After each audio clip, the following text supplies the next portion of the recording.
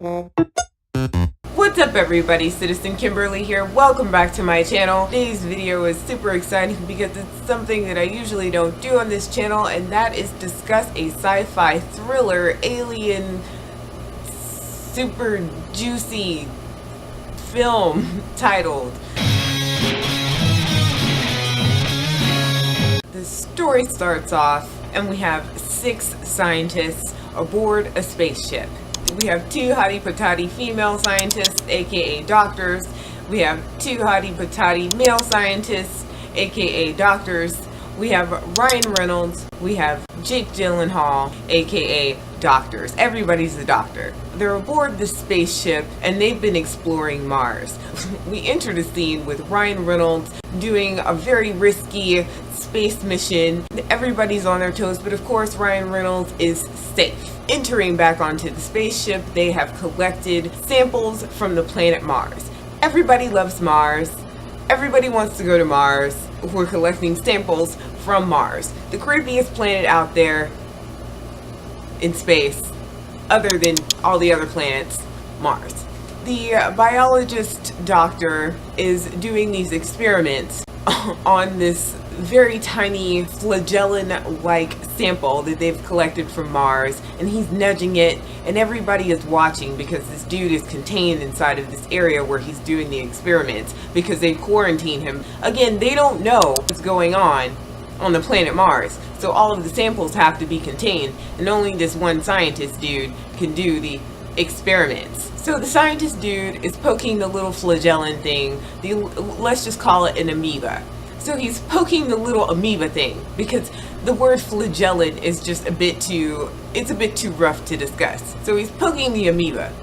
Work for me, grow for me, like he's like growing a plant or something. He's talking to this amoeba and he's wanting it to work. The rest of the hottie patati doctors rooting for him, going, come on amoeba, move. And then they see it move and they're like, yes. Well, weeks go by and we see that this spaceship containing these hottie patati doctors, they're connected to Earth and they're streaming through Earth to all of these little kids, which cultivates how the entire world is rooting for these doctors who have collected this space sample from the planet Mars, and the little kids name the space sample Calvin. So Calvin is progressing in his growth, and at this point I'm thinking, like, this is a little rapid. Why is nobody freaked out? Because no one really understands what's happening with this unknown space life sample from Mars, which has now been signified as the proof of life on Mars. Even though we don't really know that much about Mars, but we're excited that we found life that we know nothing about. Progressing on, the scientist continues to cultivate Calvin.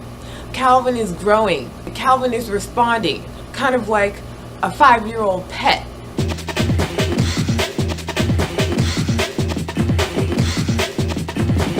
Like it's following his hands, and at this stage Calvin is still an amoeba. Unfortunately, the scientist makes a mistake. Calvin is technically asleep, is what the doctor scientist space astronaut dude has said, and he's really beating himself up because he's like, oh my god, we were making so much progress and now Calvin is asleep. I've ruined life on Mars. If I can just get him to wake up.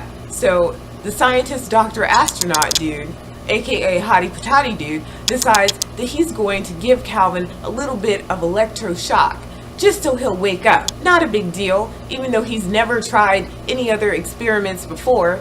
He's never tried heat, he's never tried cold, he's never tried any of these variables that a scientist doctor astronaut dude who's super smart might do when discovering or probing unknown life from another planet, aka Mars. So he shocks Calvin, and Calvin is not responding. He shocks him again, and all of a sudden Calvin puts a death grip around this scientist astronaut, aka hottie patati doctor dude's hand, and he's gripping it. Now everybody at this point, you know, the rest of the aka hottie patatis astronaut people are looking, and they're like, oh my god, Calvin. And Ryan Reynolds is in the back like, oh my god, doctor dude, like, should we go in there and help him? And the female hottie patati doctor is like, we can't do that because now he's quarantined and we don't know what's going on. Calvin's got the death grip around this astronaut dude's hand, and it gets tighter and tighter. Calvin just decides to go ham and cheese and break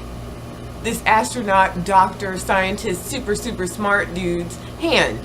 And this is where the movie goes to the left, because Calvin has now decided to go rogue. Calvin has paralyzed the astronaut doctor dude. Calvin has broken out of the containment facility that he's being cultivated in. Calvin is now the size of a starfish. Calvin decides to go and attack the sad little mouse, the sad little test rat, lab rat that's in there. The poor lab rat is making sounds like, oh my god, help me. But this is why animal testing sucks, because these animals they don't want to go down like that. The lab rat who's been strapped down gets snatched by Calvin. The doctor's still in there. He's floating around because, there's no atmosphere. He's floating around passed out from the shock of having his entire hand broken. And the sad part is about this astronaut doctor dude is that he is technically a paraplegic and has no use of his legs. So now he's got this busted hands. He's floating around in this tank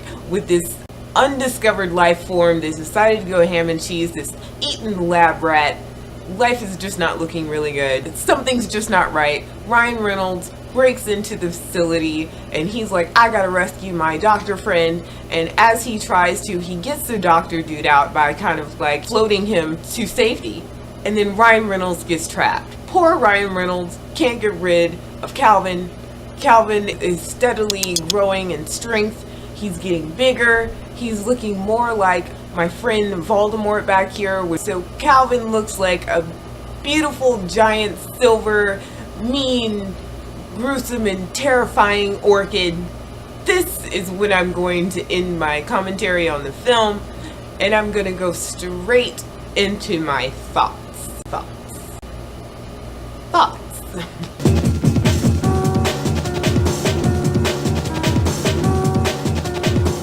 So, I really like this film. I'm not a fan of alien films, just like I am not a fan of deep sea films. And the reason being is because space is real. Space is real, and this is a little bit too realistic for me to fathom. So the horror factor goes up because the likelihood of something like this is possible. Just the circumstance. I'll get into why the technicalities of the plot of the film may not be so possible. But yeah, I mean, come on, man. We don't know what's up in space. But it's there. We know space is real. We just had an eclipse. Moon and the stars, we see that every day. We've got the sun. It's up there. So there are things up there. There are planets that are physically a reality. And the unknown about all of these planets is completely real. Let's face it. We're still discovering things about the universe. That can only continue to happen. The expansion of the universe is happening like every day. So how can we say that we know what's going on up there? That's the frightening part. We just don't know. So what if there was life discovered on Mars? What if it was terrifying? The thought of that is very creepy and it is very scary to me, which made this film really awesome because I was technically freaked out. I was like gripping at my face. I was pulling at my hair. There are things that this film, there are feelings that this film evokes that not many horror movies do for me. I really liked the portrayal of all of the characters by the actors. The only problem that I had was that these people are supposed to be super smart, and the fact that they didn't go through all of the test stages with this unknown life form in Mars, the potentialities for something to go wrong should always be present with people that are super smart and are in space. And these people are almost geniuses when you go through an astronaut program. So you know that they're smart and you know what they're doing. But this kind of setup that happened with these people, they kind of acted like they had no idea, that something could go wrong with this unknown creature, sample, life form that they found. Now, cutting all of that realistic stuff up, not to be too heavy, about all of the technicalities that kind of fall by the wayside. The film itself, for what it is, was really good. Like, it is thrilling, it is exciting, and it does remind me of the way that I felt when I saw Aliens. It's not quite Aliens, but it's there. So I would suggest for anybody who enjoys science fiction and enjoys, being captivated and creeped out to watch this film, Life, because it gave me life. Life, I tell you, life! Isn't that all what we want? That's gonna do it for this video. I hope you all enjoyed it. I hope you give this film, Life, a shot. I did. Like I said, deep sea films and space films, that stuff is there, and there's stuff we don't know about it, and that creeps me out. Unlike possession or demonic possession horror films, where all you have to do is just don't disturb the monster. Don't read the text. You can't get possessed. Don't pick up weird things. You can't get possessed. It's as simple as that. Don't go into a graveyard. You can't get haunted. Don't go into a creepy house. You won't be bothered.